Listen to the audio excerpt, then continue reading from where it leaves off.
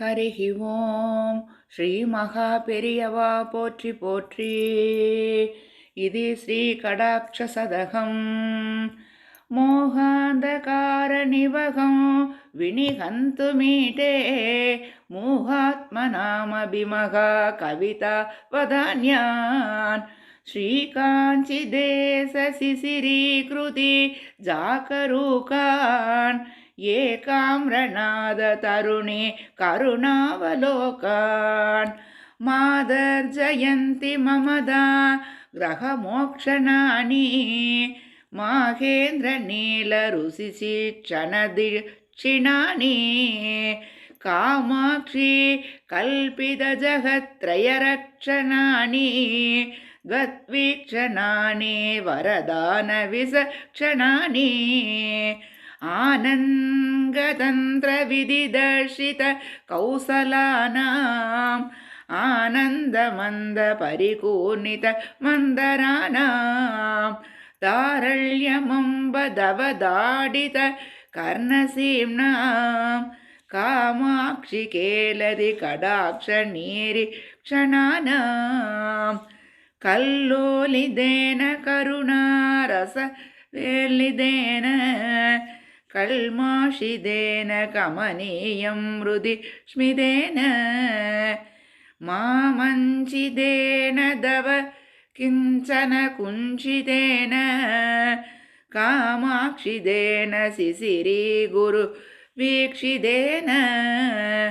साहाय्यकं कथवती मुहुरर्जुनस्य मन्दस्मितस्य परिदोषित भीमचेताः कामाक्षी पाण्डवसमूरिव दावगीना कर्णादिकं चलति हन्त कटाक्षलक्ष्मीः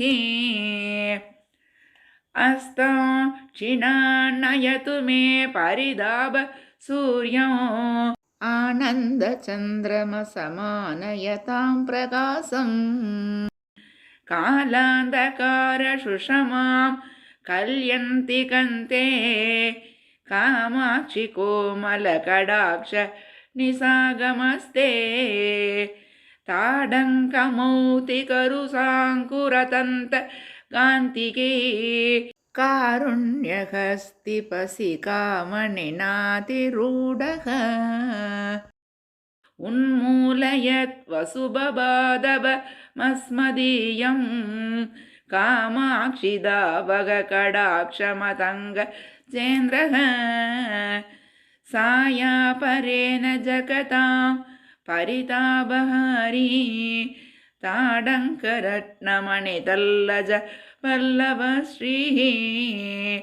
कारुण्यनाम विकिरन् मकरन्तजालं कामाक्षि राजति कटाक्ष सुरतृमस्ते सूर्याश्रय प्रणयने मणिकुण्डलांसु लौहित्यकोकनतगाननमाननीया यान्ति दवस्मरकरा ननगान्ति सेन्तु कामाक्षि राजति कटाक्ष कलिन्दकन्या प्राप्नोति यं सुकृतिनं दवभक्षपादात् कामाक्षि वीक्षणविलासकला पुरन्द्रे सत्यस्तमेव किल मुक्तिवधुर्वृणीते दस्मान्नितान्तमनयोरिदमैकमध्यं यान्ति सदैव मरुतामनुकूलभावं भ्रुवल्लिचक्रधनुरुल्लसिता रसार्द्रा कामाक्षी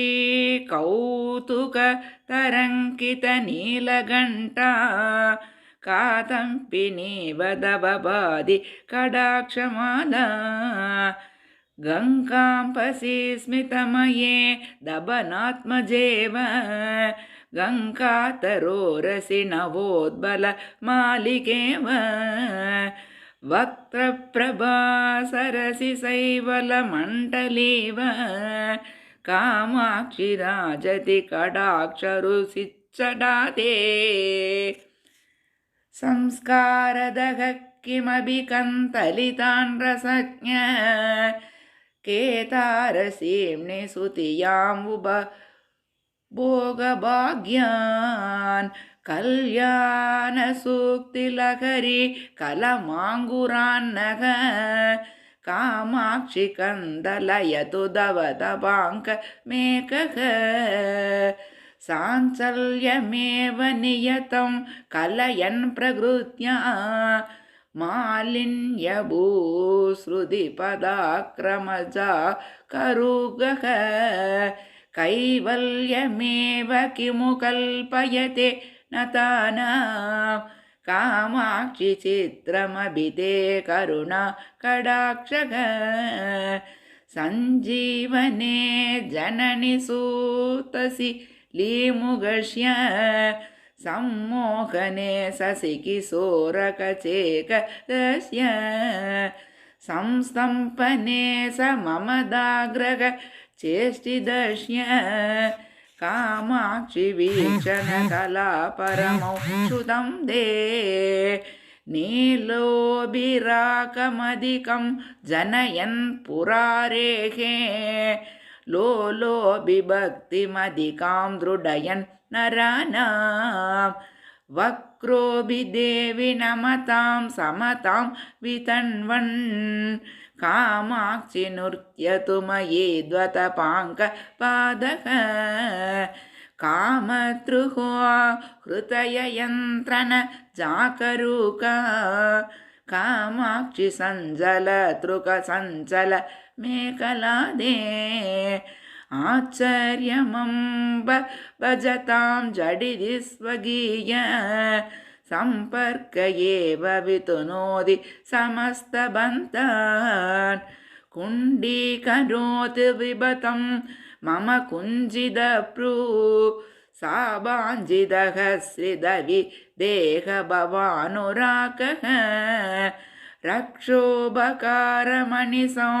जनयन् जगत्यां कामाक्षि राम इव दे करुणाकटाक्षः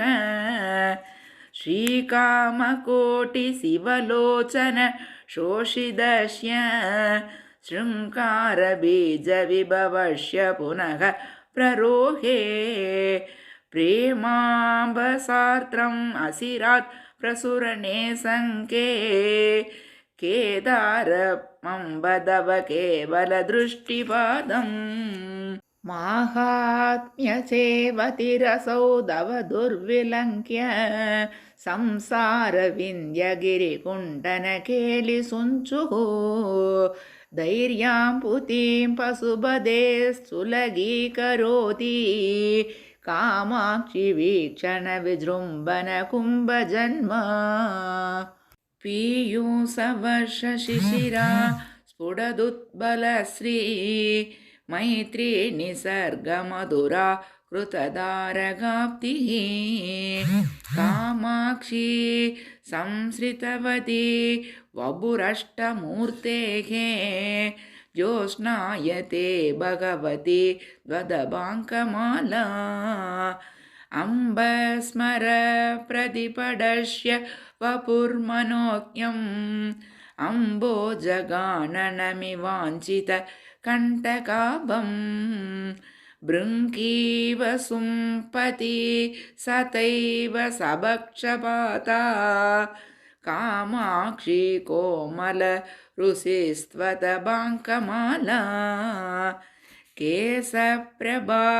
पडलनील वितानजाले कामाक्षी कुण्डलमणिच्च वीरीबशोभे कम्रे कडाक्षरुषिरङ्कतले कृपाख्या शैलूसखी नडदि शङ्कर वल्लभेते अत्यन्तसी तलमदन्त्रयदुक्षणार्थम् अस्तोगविप्रमम् अनङ्कविलासकन्तम् अल्पस्मितातृतमपार कृपाप्रवाहम् अक्षिप्ररोहमशिरान्मयि कामकोटिः मन्दाक्षरा कतरलीकृति पारतन्द्र्यात् कामाक्षि मन्दरतरां ददपाङ्कलोलाम् आरुह्यमन्तमधिकौतुकसालिसक्षुः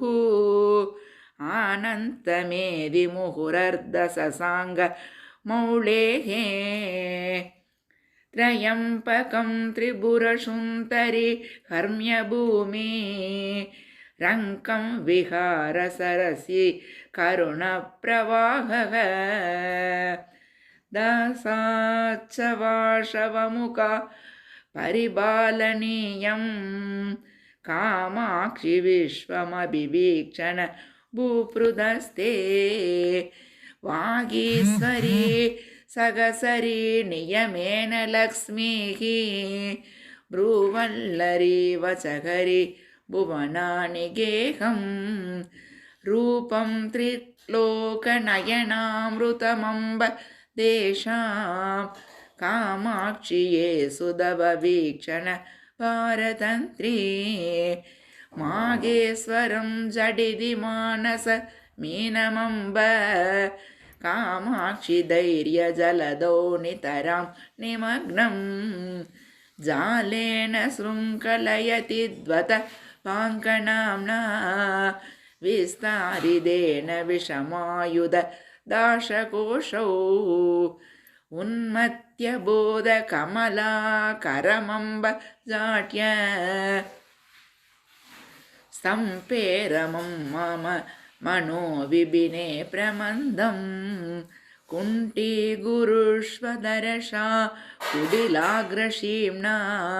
कामाक्षि दावककडाक्षमहाङ्गुसेन उत्वेलितस्तभगितैः ललितैः विलासैः उत्थाय देवि दवकाडकडाक्षकुञ्चात् दूरं पलाययतु मोहं रुगीकुलं मे कामाक्षि सत्वरमनुग्रहकेसरीन्द्रः स्नेहातृदां विदलितोद्बलकान्तिचोरां जेन्तारमेव जगदीश्वरि जेतु कामः मानो तदो मकरके दुरसौदुनीते कामाक्षि दावककडाक्षकृपानवल्ली स्रौतीं व्रजन्नभिसता सरणिं मुनीनां कामाक्षि सन्ततमभिस्मृतिमार्गकामी कौडिल्यमम्ब कदमस्थिरतां च दत्तेः शौर्यं च भङ्गजरुसां वदपाङ्कपातः नित्यं श्रुतेः परिसितौ यतमानमेव नीलोद्बलं निजसमीप निवासलोलं प्रीत्यैव पाडयति वीक्षणदेशिगेन्तरः कामाक्षि किं नु दवकालिमसम्प्रदायम् भ्रान्त्वा मुहुः स्तबकिदस्तपेनराशौ कामाक्षि वक्त्ररुषि संशयवारिरासौ आनन्तती त्रिपुरमर्दननेत्रलक्ष्मीः आलम्प्य देवि दवमन्दमबाङ्कसेतुं श्यामा दव त्रिपुरसुन्दरी लोचनश्रीः कामाक्षि कन्तलितमेतुरतारगान्तिः ज्योत्स्नावती स्मितरुषाभिकतं दनोति स्पर्तामहो कुवलयैश्च दता सघोरैः कालाञ्चनं च दवदेवि निरीक्षणं च कामाक्षि शाम्यसरणिं समुपैदिगान्त्या निक्षेषनेत्रशुलभं जगदीषु पूर्वं अन्यत्रिनेत्रसुलभं दुहिनात्रिकन्ये तूमाङ्कुरो मकरकेतन भावगश्य कामाक्षि नेत्ररुसिनीलिमचादुरीदे अत्यन्तमद्भुतमितं नयनत्रयस्य हर्षोदयं जनयते हरिणाङ्कमौलेः आरम्भले समये दववीक्षणस्य कामाक्षि मूकमभिवीक्षणमात्र नम्रं सर्वज्ञता सकललोहसमक्षमेव कीर्तिस्वयं वर्णमाल्यवदी वृणीते कालाम्पुवाह इव ते परिदाबहारी कामाक्षि पुष्करमदः गुरुते कडाक्षः पूर्वः परं क्षणरुषा समुपैति मैत्रीम् अन्यस्तु सन्दतऋषिं प्रकटीकरोति सूक्ष्मोऽपि दुर्गमतरेऽपि गुरुप्रसाद साहय्यगेन विचरन् अभवर्गमार्गे संसारबङ्कनिशयेन पदयत् मुन्दे कामाक्षि काडमवलम्प्य कडाक्षयष्टिम् कामाक्षि सन्ततमसौ हरिनीलरत्न स्तम्पे कडाक्षरुषि पुञ्चमये भवत्याः पत्तो विभक्तिनिकलैः मम चित्तहस्ति स्तभं च पन्दमभिमुञ्चति हन्दचित्रं कामाक्षि कार्ष्ण्यमभिसन्ततमञ्चनं च पिप्रं निसर्गतरलोभि भवत्कडाक्षः वैमल्यमन्वहमनञ्जनतां च भूयः स्थैर्यं च भक्तहृदयाय कथां तथाति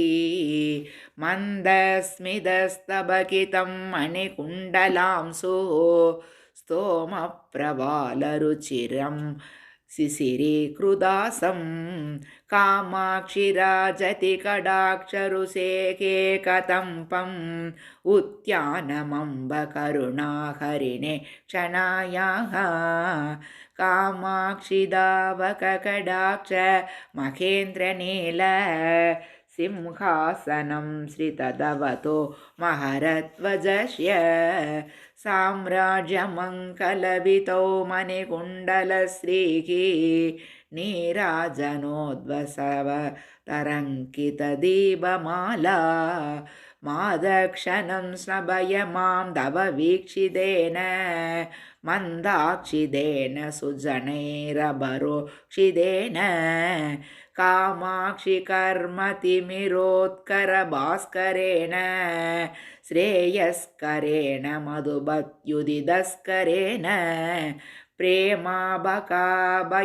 मज्जनमारचय्य युक्तस्मिदां सुकृतभस्मविलेपनेन कामाक्षि कुण्टलमनुद्युतिभिर्जडालक श्रीकण्ठमेव भजते तव दृष्टिपादः कैवल्यदाय करुणार शहिङ्कराय कामाक्षि कन्दलित विभ्रमशङ्कराय आलोकनाय तव भक्तव शिवङ्कराय मादर्नमोऽस्तु परतन्त्रितशङ्कराय साम्राज्यमङ्गलवितौ महरध्वजस्य लोलालकालिकृततोरणमाल्यशोभे कामेश्वरी प्रचलदुत्पलवैजयन्ती साधुर्यमेदितव सञ्चलदृष्टिपादः मार्गेण मञ्जुकचगान्तिदमोवृदेन मन्दायमानगमनामदनादुरासौ कामाक्षि दृष्टिरयते दवशङ्कराय सङ्केतभूमिम् असिरादभिसारिकेव व्रीडाणुवृद्धिरमणे कृतसाहचर्या चैवालितां कलरु सा शशिशेखरस्य कामाक्षी गान्तिसरसे दतबाङ्कलक्ष्मीः मन्दं समाश्रयति मज्जनकेलनाय